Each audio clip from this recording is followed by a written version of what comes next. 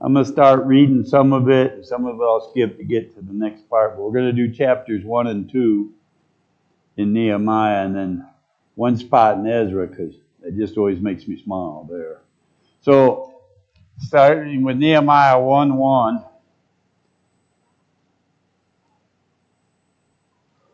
The words of Nehemiah, the son of Hachaliah, and it came to pass in the month of Chislev, in the 12th year, as I was in Shushan the palace, that Hanani, one of my brethren, came, he and certain men of Judah, and I asked them concerning the Jews that had escaped, which were left in the captivity concerning Jerusalem. And they said unto me, the remnant that are left of the captivity there in the province are in great affliction and reproach. The wall of Jerusalem also is broken down, and the gates thereof are burnt with fire. And it came to pass, when I heard these words, that I sat down and wept, and mourned certain days, and fasted, and prayed before the God of heaven. So we're going to kind of see his prayer, and then the answer to his prayer. But to kind of get the history of this, in Jeremiah, when Zechariah was, and King Nebuchadnezzar came and took him away, he left, his guy's name starts with a G, Galileo or something. And then this other guy came and killed them all. And then they chased him off, and he got away. But then the guy who was in charge after that was afraid to stay in Israel. So they left and went to Egypt, and Jeremiah went with them. So this is even more scant than what was initially left by. These would have all been all the people that wouldn't have went with that guy that went down into Egypt. So, and I beseech thee, verse 5, and I said, I beseech thee, O Lord God of heaven, the great and terrible God, that keepeth covenant and mercy for them that love him and observe his commandments. When I read that, I always think about today. I think most, especially in America, most people have a more wimpy God in a way sometimes when they're thinking about it. Because with what they just went through with being taken away and stuff like that, they're seeing God's judgment. Let thy ear now be attentive and thy eyes open, that thou mayest hear the prayer of thy servant, which I pray before thee now, day and night, for the children of Israel, thy servants, and confess the sins of the children of Israel, which we have sinned against thee. Both I and my father's house have sinned. And basically, that's idolatry. They had I don't know about what exactly he did, but why they were taken away, they were burning their kids through the fire, putting them in the arms of Moloch, and doing different things like that. So that's kind of the sin that they're talking about that they did there. We dealt very corruptly against thee, and have not kept thy commandments, nor thy statutes, nor the judgments which thou commandments thy servant Moses. Remember, I beseech thee, the word that thou commandest thy servant Moses, saying, if ye transgress, I will scatter you abroad among the nations. And that has now happened. Israel was already sent to Assyria, and now Judah and Benjamin are gone.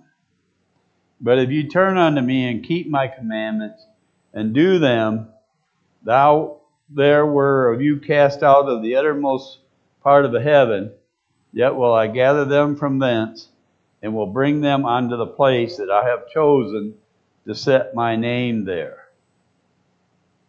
Just for curiosity, how long do they got to stay in Babylon? Huh?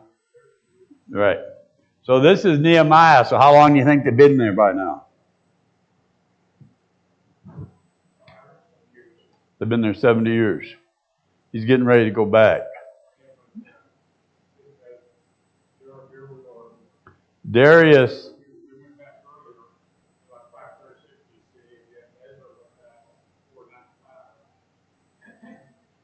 Oh yeah, I don't know. I'm not that good at the time frames, but I know that they've been in Babylon at least 70 years at this time.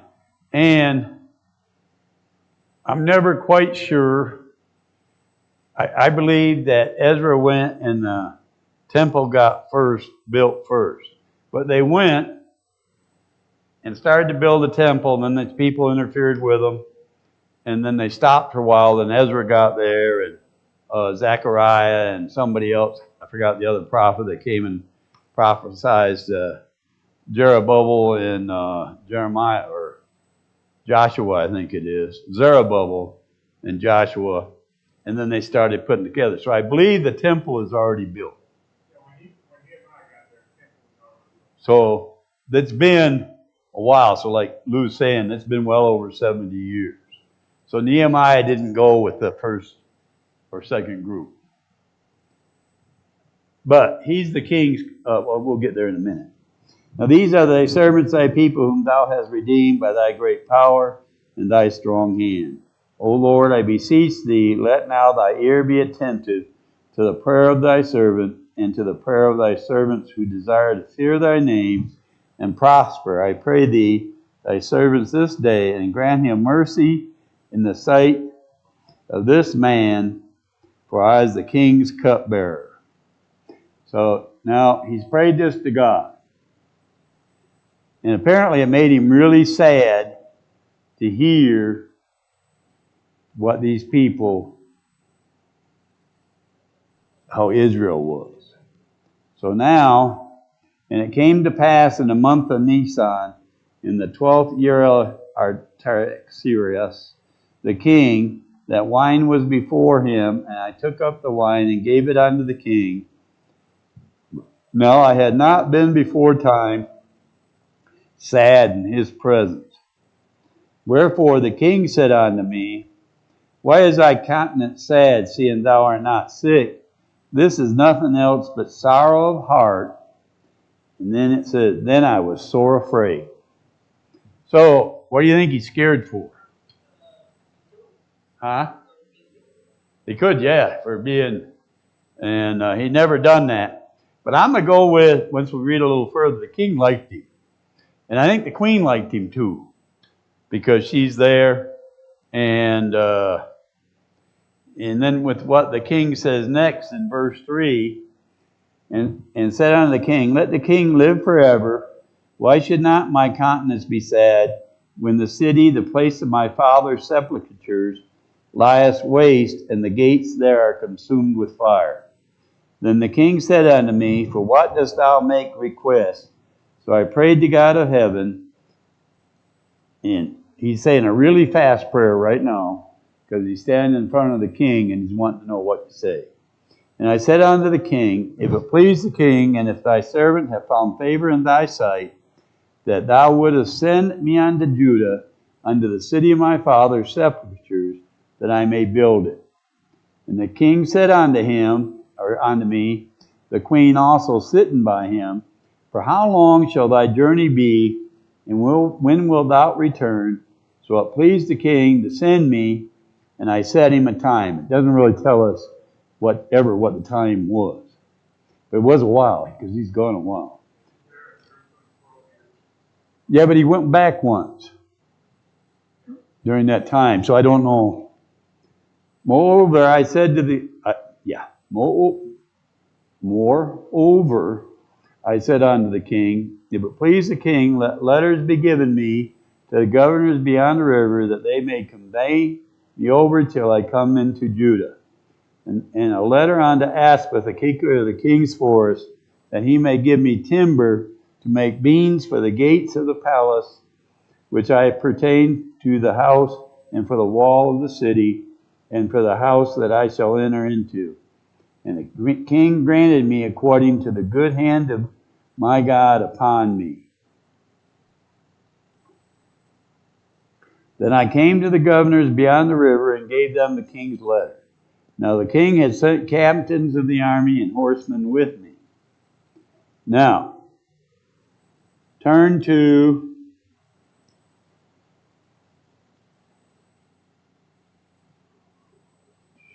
Ezra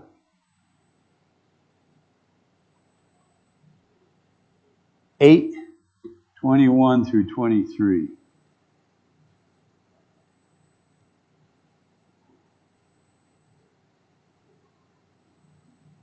Now Ezra, so he's got all the people gathered, he's getting ready to go, and now they're at the border of Babylon.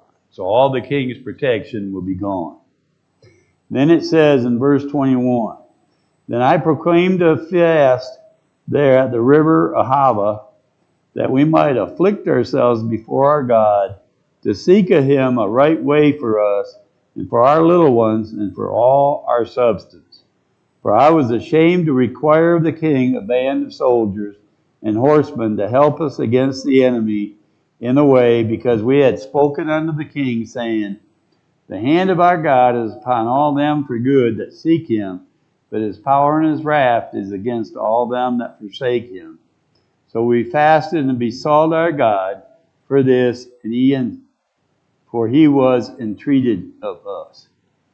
And then he had another plan that he did to make sure he got all the money and stuff there. He split it up between 7 or 8 groups, and they got there safe and all that.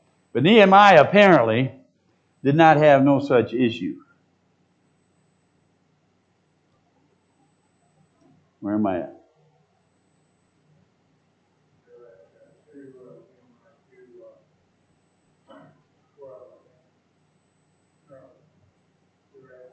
Okay, 6. Moreover, I said unto the king, If it please the king, let letters be given me to the governors beyond the river, that they may convey me over till I come into Judah. And a letter unto Aspis, the king's force, that he may give me timber to make beams for the gates of the palaces which pertain to the house, and for the wall of the city, and for the house that I shall enter into. And the king granted me according to the good hand of my God upon me. Then I came to the governors beyond the river, and gave them the king's letters. Now the king had set captains of the army and horsemen with me. So he had protection. So there's no doubt in the mind of those on the other side that he is sent by the king. And when Sanballat the Horonite and Tobiah the servant, the Amorite, heard of it, it grieved them exceedingly that there was come a man to seek the welfare of the children of Israel. So I came to Jerusalem and was there 3 days. And I rose in the night, and I and some few men with me, neither told I any man what my God had put in my heart to do at Jerusalem, neither was there any beast with me, save the beast that I rode upon. And I went out by night by the gate of the valley, even before the dragon well, and to the dung port, and viewed the walls of Jerusalem, which were broken down, and the gates thereof were consumed with fire. Then I went to the gate of the fountain, into the king's pool, but there was no place for the beast that was under me to pass. Then I went up in the night by the brook, and viewed the wall, and turned back, and entered by the gate of the valley, and so returned. And the rulers knew not whither I went, or what I did, neither had I as yet told it to the Jews, nor to the priests, nor to the nobles, nor to the rulers, nor to the rest that did the work. Then said I unto them, ye see the distress that we are in, how Jerusalem lies waste, and the gates thereof are burned with fire.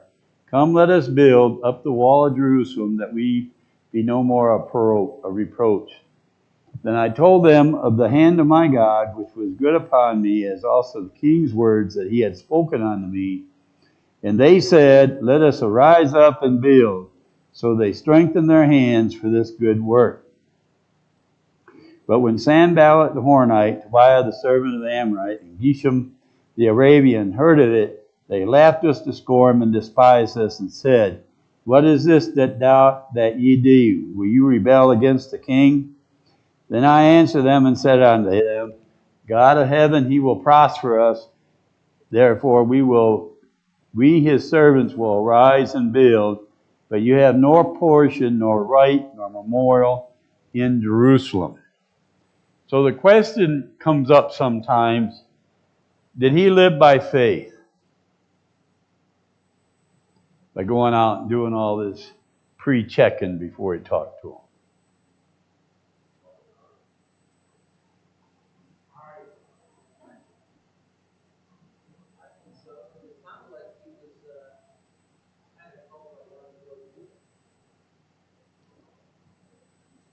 I think he was. I think he was.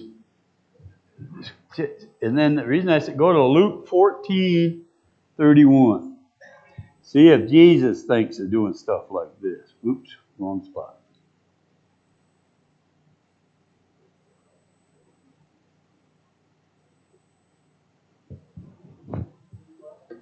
14:31. And what he's talking about, actually, we can go back up to verse 28, because that would be more apt to. And it says, "For which of you, intending to build a tower, sitteth not down first, and counteth the cost, whether we have sufficient to finish it? Lest happily, after he hath laid the foundation, is not able to finish it, all that behold again to mock him, saying, This man began to build, and was not able to finish."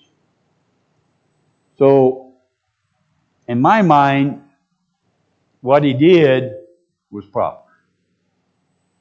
Because he wants to make sure that he has the ability to do it before he tells the people.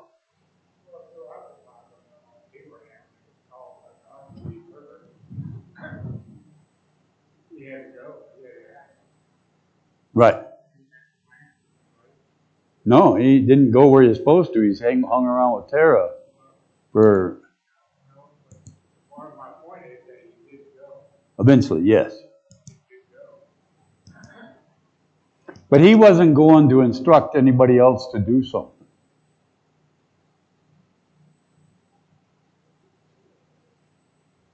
Whenever David, even when he was in, with the exception of one time, when he ran real quick to the king of the Philistines and then started drooling and acting like he was mad, that was the only time I can think of in Bathsheba, so I guess that'd be twice, where David didn't inquire of God before he did something.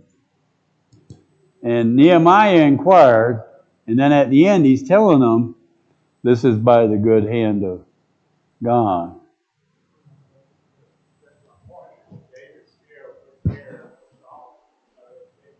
Right. So I'm not one of those that think if you plan ahead, you're wrong. Right. Where you are wrong, and we'll go to finances because that's where most people come up with this. Is there a difference between planning for the future and hoarding?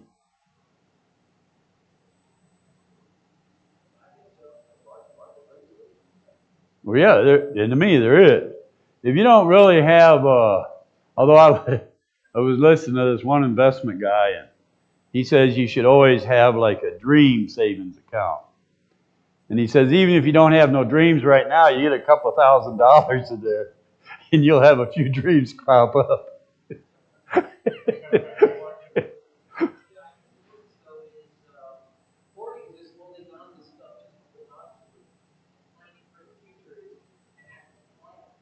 Right. You have a point where, in my mind, at least for me, I'm not telling anybody else what to do, that's not my job, but we no longer invest. Any money that we save for projects, but we're now actually pulling out the majority of our dividends and stuff like that every month. So we no longer save money to put into investments. I don't pull out all my savings or all my earnings, but I don't take away from my thing anymore. So that's where we're at. But if I was one of them that never took anything out and just kept throwing it in there for no particular reason other than I wanted to have more in there, then to me that's part of it would be hoarding. But to use your investments for what they're for is for when you're retired and stuff. I have no issue. Or only thing I've never been able to save up enough on and buy is a brand new car. Everything else we do when we redo a room or anything like that, the money's already saved up and ready to go. So.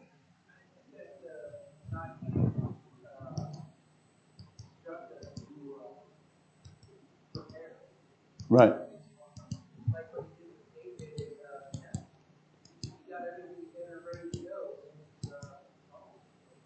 And I like what Crown says. You know why Crown thinks Christians should be out of debt? So they can give more of their money away. That's if you use the crown.org way of investing for your future, that's your goal, so that you can contribute to the Lord's work, and helping people and stuff like that. So I didn't really go any further with this because I wanted the discussion. I think he did well at planning. And later in one of his prayers, he's not very nice to those guys. Put your hand on them and, grind them to the ground. And then when he comes back, that's the part I like, because apparently one of the priests didn't obey the law right, because he's the son-in-law or something like that. Tobiah, is that the one bad guy there? And he's got him a room in the temple. Nehemiah comes back and his stuff is just outside. And Tobiah comes home. Stuff's out in the yard. So he got that other guy too. So Nehemiah's a kind of interesting book to go through to see what those people did to try to hinder the work, and his prayer, and always leaning towards God. Nehemiah, I think, is a good example of. If he didn't what? Right. Like, Daniel liked Nebuchadnezzar, I think, and he liked Darius. Is he the one that threw him in the lion's den? Yeah. He liked those. He wasn't a fan of Belshazzar. You can tell that when he says, keep your awards to yourself. But I'll read that for you. So he wasn't a big fan of Belshazzar. Well, yeah, this is your last day. But he didn't tell him that, but that was actually his last day. So anybody else have any other questions or comments about Nehemiah and what's going on, and the difference between Nehemiah's prayer and apparently Nehemiah didn't have an issue getting the king to give him stuff. Right. Well, I think Ezra, if he wouldn't he just bragged. The way it sounds like he was just bragging on God, that God was going to take care of them, and he didn't want to ask the king to send them protection. So, and I don't think it was a bad thing, because it worked out well. They all got there. So, but it is one of those things that's in the Bible as a lesson learned kind of thing, I think. It's one thing to.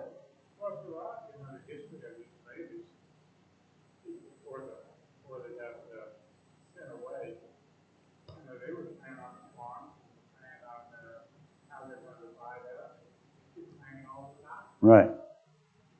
Yeah, I don't know why in some of the people you hear them say, I've heard people say, yeah, you can't plan for nothing, because then that ain't by faith. And I don't know. Right. Well, I don't go to the doctor till I'm darn near dead, and then they drag me in there, and then I have a lot of doctor's appointments apparently after that. So. Right.